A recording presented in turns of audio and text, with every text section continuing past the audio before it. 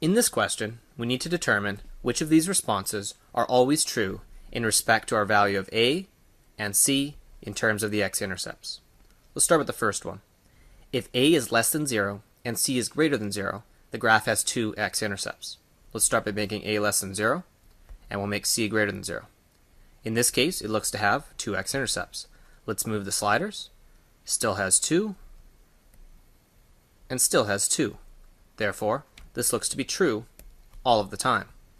Next, if a is greater than 0 and c is less than 0, we have two x-intercepts. Let's take a look. We'll make the a slider greater than 0, and we'll make the c slider less than 0.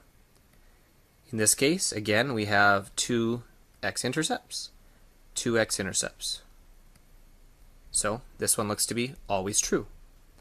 Next, if a is less than 0 and c is less than 0, do we have two x-intercepts? Let's make a less than 0 and c is less than 0.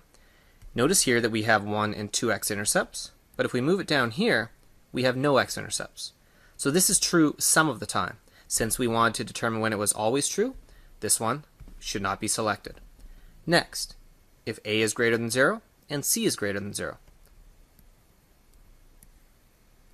Notice in this circumstance we have no x-intercepts, but if we move the graph slightly down, notice that the c value is still positive right here, we do have two x-intercepts. So this, again, just like the one before, can happen some of the time. But because we're looking for when it is always true, this one should not be selected. So, the only two responses that are always true are these two. Finally, let's check our solutions, and we are correct.